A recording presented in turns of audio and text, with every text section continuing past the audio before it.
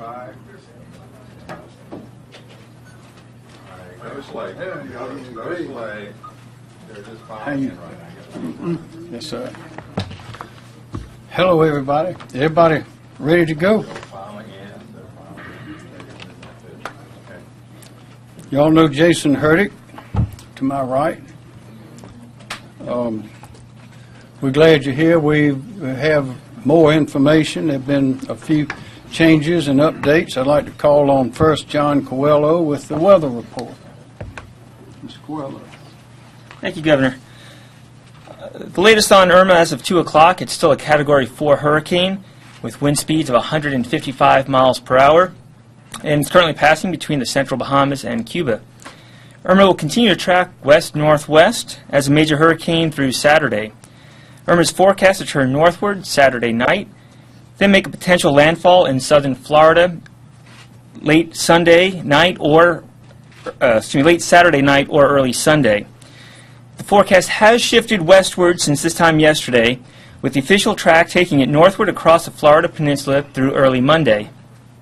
This interaction with land will cause Irma to weaken as it lifts northward toward the area. Irma is then expected to move northwest across Georgia Monday and Monday night. While this track will bring less significant impacts to the state, there are a few things to remember. One, the wind fields will become larger as the storm lifts north, and the impacts from the storm extend a great distance from the center. The heaviest rain and highest threat for tornadoes is on the right side of the track. Any shift to the east, which is certainly possible as the storm is still 3 days out, would bring much greater impacts to the area. In terms of impacts, even with the track, storm surge inundation of low-lying coastal areas is likely along central and southern portions of the South Carolina coast due to persistent strong onshore winds and higher than normal tide levels. In fact, coastal flooding is already occurring in some parts of the Lowcountry. If the storm were to track farther east than currently forecast, which is a possibility, storm surge flooding could be significant. We will continue to work with the Hurricane Center throughout the day to refine the storm surge forecast, which is potentially one of the greatest impacts we can see. We should also mention the tropical storm force wind gust, potentially strong enough to cause scattered damage to trees and power lines, could occur throughout the state. The best chances for the strongest winds are south and west of Interstate 26. These winds will also likely result in some power outages. Significant amounts of rainfall are possible, which could lead to localized flash flooding, and minor to moderate river flooding is also a concern toward the middle and latter part of next week. So we ask everyone not to let your guard down with the latest change to the forecast. Significant impacts could still occur across the state, and it's important to follow the advice of local emergency management officials. Thank you. Anybody have any questions about the weather report, or predictions? Any heights in terms of storm surges possible? We're going to work with the Hurricane Center today to try to refine some numbers and be able to give you a little more detail this afternoon.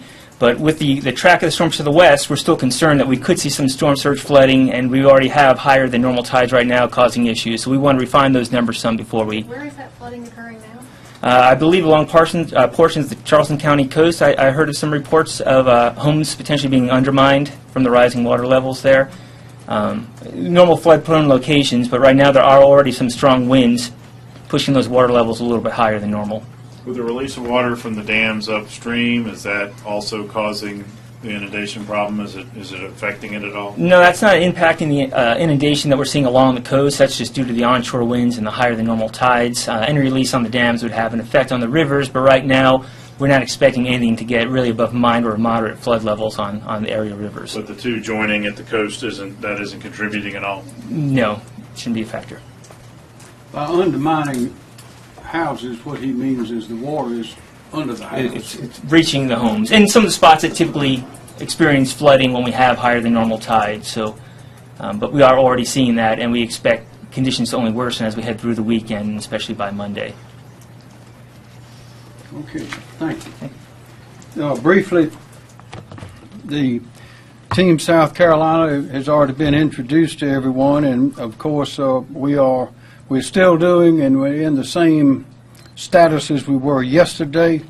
That is that, number one, there are a lot of additional vehicles on the South Carolina highways, particularly I-95. As you know, this hurricane is coming up through Florida and Georgia and with its apparent turning to the west, that means Georgians are not going to the west, but they're turning more towards the north and the east, which brings them right up I-95. So there's going to be a lot of extra traffic. On South Carolina roads, highways yesterday, there were about 27,000 extra vehicles, more than normal. And today there are about 65,000 extra vehicles, more than normal. So there's a lot of traffic, and what we urge South Carolinians and others to do, if you don't need to get on that highway, don't need to get on these big highways that these pass-through visitors would normally take, try to do that. Go another way, and let's try to relieve some of that traffic so they can get on through as quickly as possible. Also, the Department of Social Services and Red Cross have 52 shelters available in 12 counties. These are 45,350 capacity there for evacuees. We have 2,400 National Guardsmen on duty to assist in the evacuation, as we stated yesterday. Also, as stated yesterday, we have 2,358 state and local law enforcement officers on duty for the evacuation. Also, we have 432 SLED, DNR, and probation, pardon, and parole agents assigned to assist local law enforcement right now. So the whole team is out there. They've been mobilized. They're ready for what comes next. The decision has been made by the Team South Carolina professionals to ensure the safety of every South Carolinian. Everything that we are announcing or doing is based on a lot of information, all the most available and best, most reliable information. For that reason, we are delaying the final decision on evacuation orders until after we receive more information about the hurricane at 5 o'clock this afternoon. That's when we'll get another full comprehensive report on the hurricane from the National Hurricane Center, and sometime around 6 o'clock or so we hope to be able to make an announcement about evacuations.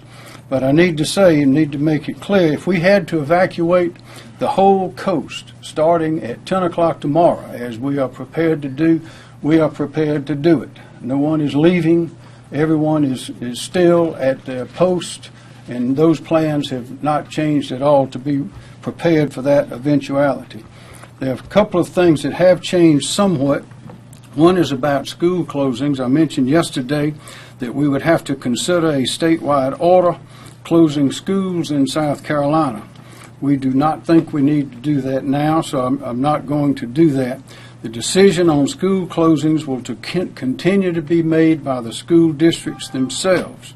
Many school districts along the coast have already made their closing decisions. Also, in the same theme, the state government offices, it's true as well, the state government offices will follow this closing policy. That is, the policy is to close when and if the county government, where the office is located, decides to close. That's for the state offices. In the question of the health care facilities, based on new information, I have rescinded the portion of the executive order issued yesterday that required the mandatory evacuation of health care facilities for some of the counties. Not all, but some. I have rescinded the portion of that executive order requiring the mandatory evacuation of the health care facilities in these counties: Horry, Georgetown, Berkeley, Charleston, and Dorchester. Again, it is rescinded as to the health care facilities in Horry, Georgetown, Berkeley, Charleston, and Dorchester. It remains in full force and effect as to the others in that executive order, and those are Beaufort, Colleton, and Jasper counties are still under the evacuation order for the health care facilities. What are health care facilities? They are hospitals, nursing homes, assisted living facilities, alcohol and substance abuse hospitals, and similar types that are listed in the executive order. Further, I have directed Secretary of Department of Transportation Christy Hall to immediately suspend the tolls, that is the fees, for the Cross Island Parkway that's located on Hilton Head Island. I mentioned earlier we're going to have a lot of Floridians and probably Georgians as well joining us over this weekend. So let's be good hosts, and let's also be careful, men and women of South Carolina. If you don't need the gas in your vehicle, don't get it. We don't want to start a run on these filling stations. There are reports here and there of people, filling stations selling as much gas in one day as normally they would in a week. It's just not necessary to do that. You don't need to keep your vehicle filled up right to the brim. You don't need to top it off every day. Just keep a decent supply of gas in there and we'll be all right. And there'll be plenty of gas for those people coming through that will need to gas up somewhere in South Carolina to keep on moving to their ultimate destination. That's all we have for right now. And now I'd like to call on Christy Hall, Secretary of the Department of Transportation. Thank you, Governor. As the Governor mentioned, we are seeing increased traffic flows through the state. We reported yesterday about 27,000 additional traffic loads on our highways. That number has increased by an additional 65,000 as of today, so we're looking at more than 92,000 additional vehicles traveling across our interstates in South Carolina. There are pockets of congestion across the state. I-95, sections of I-26 are congested, as well as US 321. Traffic is heavy, however, it is moving. We have deployed our State Highway Emergency Patrol, our SHIP units, as well as our maintenance units, and Highway Patrol is assisting as well on those routes to help keep traffic moving. And we've moved to 24-hour operations along those routes to make sure the traffic continues to move. Our rest areas and welcome centers are also operating at 24-hour capacity. And as the Governor mentioned, when and if there's movement out of the areas, make sure you plan ahead. I encourage you to sign up for our 511 app if you don't already have it. It has real-time traffic data that's available to the public. And our call center at 1-855-GO-SC-DOT. That's 1-855-467-2368 is available to assist any motorist make travel arrangements. Thank you, Governor. Director Smith, Department of Public Safety. Thank you, Governor. Good afternoon, everyone. As the Governor stated earlier, we are still in position to implement lane reversals in all three region evacuation zones should the need arise. We've heard about the influx of traffic here in our state from out-of-state travelers, so we have instituted line patrols, putting our troopers on the interstates, whether it's 95, I-26, and your major highways to help manage that traffic. We've also staffing some of the traffic control points to help, again, manage that the traffic. Working with some of our law enforcement partners. I could not overstate the importance of the clearance of our roadways, so we focus on quick clearance of collisions and disabled vehicles to get those vehicles off the road as quickly as possible, partnering with the South Carolina National Guard. We are utilizing their records to clear the roadways expeditiously should those vehicles obstruct the normal flow of traffic. And just on a final note, since we have a lot of out-of-state travelers in our state, I just would like to remind the motoring public two things. Number one, please move over for emergency vehicles, for we'll be responding to different types of calls for service. And the second point is if you're involved in a minor collision, please move the vehicle from the roadway. It keeps the traffic flowing. Thank you. Okay, thank you. Thank you. Mr. Wilson here from DHEC. Yes, sir. If you please. We have been moving forward with evaluating any requests for waivers for the medical emergency evacuation order. Currently, for the remaining counties that are in the order as it exists now, the three hospitals have requested a waiver request. We're in the process of evaluating those at this point. General? We're good to go. He's good to go. Sir, I'll just say one thing is in the personal preparedness area, still a good resource is our hurricane guide, which is available on our website. It's got a lot of preparedness tips as you might prepare for evacuation. And our website itself, scemd.org, has a wealth of information there. So I highly recommend you go there. It's got know your zone information. You can type in your address, find out if you're in a zone. If I could ask you about the shelters real quick.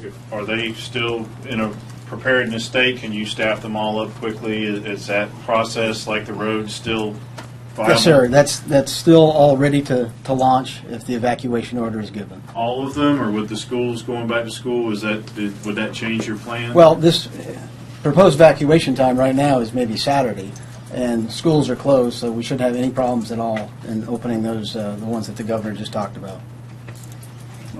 Governor, tell us about what you're weighing personally in terms of to evacuate or not to evacuate. How does traffic from the other states factor in? How does maybe anger at being evacuated over potentially not needing to? What do you? Well, those are the kind of questions that come up every time we have a storm. People don't like to leave their homes and businesses, and as little as they like leaving them, they want to get back to them immediately. And actually, there's a lot more concern and disruption in trying to get back than there is in getting out. It's slow to get out, but often to get back in. Of course, you can't get back in until the evacuation orders has been lifted.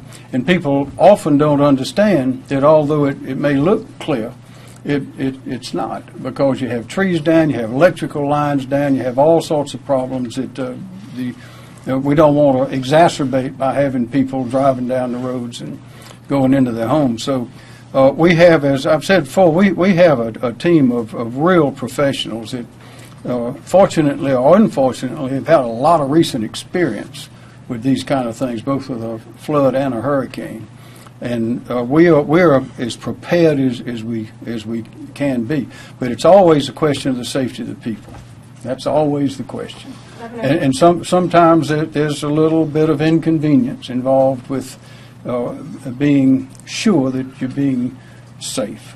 Yes, ma'am. Governor, you mentioned that there were some shelters open in 12 counties, correct? That are on standby to open in 12 counties? That's right. Which counties are those? Those are the ones sort of in the middle of the state. I don't have them a list. They're not in the low country. They're on outside of the zone of danger and the high water and all that. We can provide that information. Let me mention this also. We don't have the blue hurricane sign today. We still ask everyone to be sure to follow those signs upon evacuation. Upon evacuation. If and when we have evacuation. Follow those signs and don't go by Google, don't go by social media. Follow those signs and follow the official sources, because there's a lot of, you ought to see all the people that are just in this building, not to mention those on the team around in the counties who are collaborating and sharing information to come up with the very best information that we have. So everybody take a look at those signs and follow them. Governor, when does the timeline for evacuations, that sort of thing, start changing? Can you give us kind of a... It hadn't changed yet. Well, when did we start looking at the possibility of this not being what we were thinking? Well, it has never changed. We've said from the beginning, and everyone has been watching the same weather maps. Maybe we have a few more access than the average citizen, but we've been watching them assiduously with teams of professionals all over, and you never know where a hurricane is going to go. This one appears on the trajectory that it is on now to be headed a little more to the west than we thought, but we could wake up in the morning, it could have doubled back on us for all we know. That's why, as we mentioned earlier, we are still mobilized. We still have the law enforcement, the emergency people, the National Guard. Everyone is still in place. We haven't budged. Depending on how far would that... you give to families who are evacuating to this area with pets? I know a lot of shelters don't allow families with pets, and a lot of hotels don't. So what advice would you give to those families? That's why you have to plan ahead. That's why we're urging people to make telephone calls, find out which places do allow pets, which don't. Be sure to understand that you may not be going home for an indefinite period. We don't know when it's going to be, and we don't want to add to the problem by having people with pets that don't have the medicine or don't have the right food or whatever they need. So it's every individual is going to have to do that. There are messages and things on television and various sources that have information about where pets may go in some hotels and things, but That's something the individual is going to have to do. But the main thing to do is just understand you have to make those decisions, make those preparations, and go on and get it done now while we got some time. Is there some concern that with the Floridians and Georgians moving north that if we wait to call for an evacuation, it may make a standstill on the roads? No, ma'am, we don't believe so. We're watching this very closely, and the routes for getting away from the coast are clearly marked, and we will have signs and messaging that can be changed and tailor-made in an instant to try to get the flow of traffic to go here or to go there to prevent exactly what you're saying. But what we urge everybody to understand right now is, until we say otherwise, they should plan on for an evacuation order tomorrow at 10 o'clock. That's been our position all along. Now, we may change that, but they should not change their preparations until we change our announcements on that. Are the lane reversals on I-26 and I-95 dependent on the evacuation orders? Yes. Or could there be lane reversals without evacuation orders? Depending on the track of the storm, is there a possibility at least some parts of the state won't have to evacuate? Possibility. Do you have advice for those people to stay safe in their homes if they're not required to evacuate? I would urge everyone to use caution, and they need to protect themselves. And as it stands now, we're urging them to be prepared for an evacuation order at 10 o'clock in the morning. And that may change at 6 o'clock this evening when we get information after 5 o'clock this evening from the full weather predictions and reports and more details. But as from now, just as our mobilized professionals, law enforcement, National Guard, and the others I mentioned, they're still on duty and they're on the scene. Everyone else should take that same kind of precaution. And where can people park their cars at higher ground? Will there be garages made available? Ma'am, that's one that people will have to make preparations for, but we know one thing for sure. The ground is higher the farther you get away from the coast. So get away from the coast. Are there any areas in the state, like Myrtle Beach, for example, where you can take evacuations off the table at this point? We are not taking anything off the table at this point except for the mandatory evacuations of those health care facilities. And that's not all of them. They are in some counties, but we're remaining in Jasper, Beaufort, and Colleton. They are still under the evacuation. You mentioned people didn't need to go fill up their cars with gas. Are you concerned about a shortage in the state? I am concerned about spot shortages due to a panic. We've been through these things before. You got to be reasonable. You don't need a full tank of gas if a half a tank will get you all the way to Spartanburg.